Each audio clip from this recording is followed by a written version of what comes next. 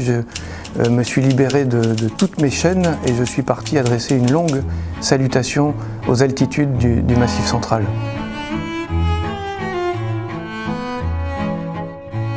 Une estive, c'est des pâturages d'altitude. En fait, c'est un peu la résidence secondaire des vaches. C'est-à-dire qu'elles ont passé tout l'hiver prisonnières des étables, et puis l'été elles partent, elles prennent la tangente et elles sont libres. Et voilà, moi pendant un mois j'ai vécu comme une vache en estive, je me suis libéré de toutes mes chaînes et je suis parti adresser une longue salutation aux altitudes du Massif central.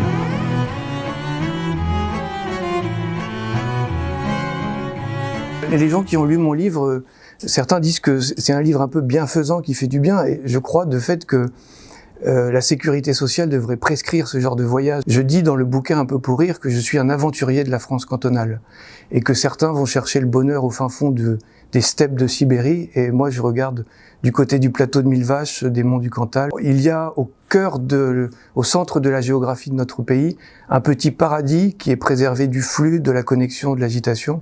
C'est le Massif central, et je me suis immergé dans ce territoire pendant plus d'un mois.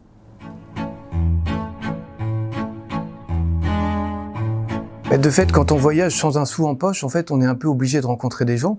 Donc le livre, c'est une galerie de rencontres avec des figures, avec presque des gueules.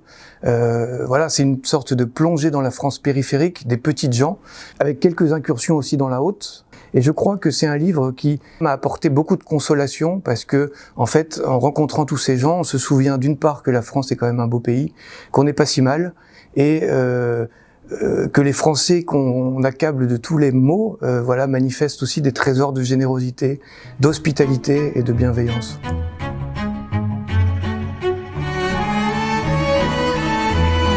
Alors effectivement, ce sont deux personnages à part entière du bouquin. Donc Charles de Foucauld, c'est le grand mystique qui, avant d'aller se brûler au soleil du Sahara, s'est enfermé dans une trappe du Massif central.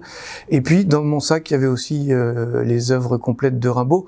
Alors je me suis beaucoup intéressé à rapprocher ces deux figures dans le bouquin, qui sont deux gars qui se ressemblent beaucoup, deux êtres qui transigent pas sur leurs désirs. Et puis moi, ce qui m'intéresse, c'est que ce sont deux figures de l'errance.